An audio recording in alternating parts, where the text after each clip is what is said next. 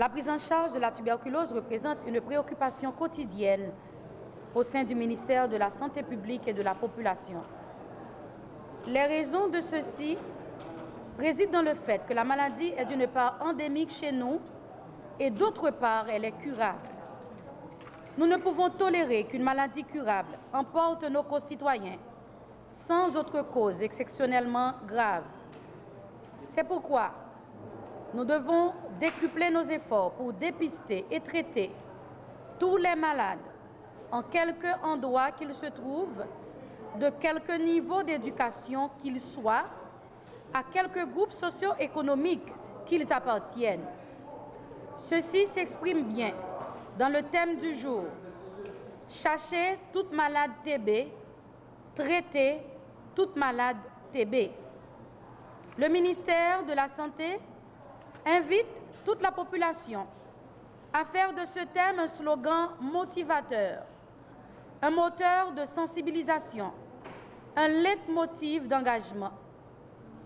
Nous exhortons toute la population à s'inscrire dans la lutte contre la tuberculose aux côtés du ministère de la Santé publique et de la Population. Chacun peut jouer son rôle, d'abord vis-à-vis de lui-même, ensuite vis-à-vis de ses proches et de sa communauté.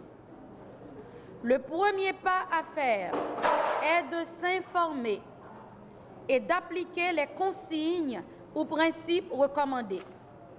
Savoir que quelqu'un qui tousse depuis plus de 2 semaines doit aller au centre de santé pour être testé, c'est l'essentiel du message à retenir.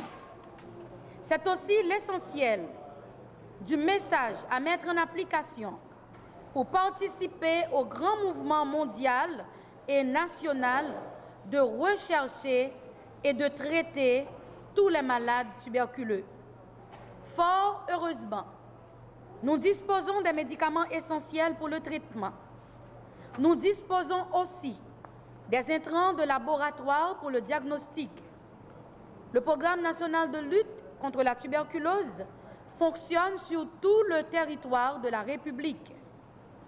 Les services et soins antituberculeux sont offerts dans 263 centres, répartis dans les 10 départements géographiques.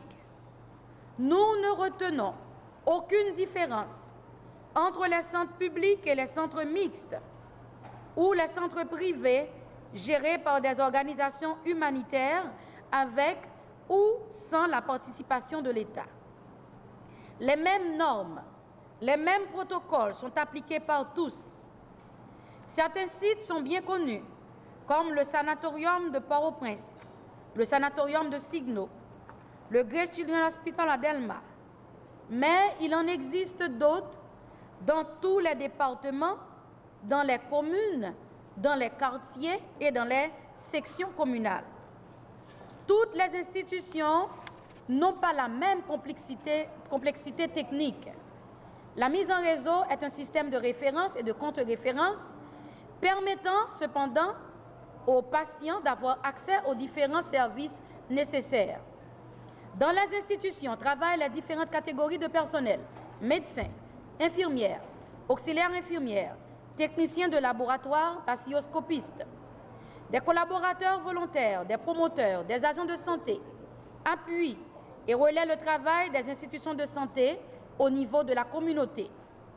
Pour un meilleur encadrement communautaire, pour une amélioration de la prise en charge de la famille et de la communauté, le gouvernement de la République a décidé de développer un réseau de 10 414 agents de santé communautaires polyvalents à raison de 1 pour 1000 habitants.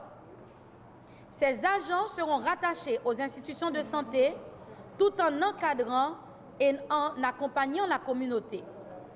Du travail des agents de santé communautaires polyvalents devront découler de meilleurs résultats de nos programmes de santé et spécifiquement de la prise en charge de la tuberculose. Il est important de signaler au public, et en particulier à ceux qui cherchent des soins, que les tests de diagnostic et de traitement de la tuberculose sont gratuits sur toute l'étendue du territoire de la République. Cette gratuité des soins, des services et des médicaments est la première condition de garantie du succès et du traitement. En fait de résultats, nous avons dépisté 16 723 cas de tuberculose en 2012 et 16 151 cas en 2013. Le taux du succès du traitement est passé de 80% en 2012 à 84% en 2013.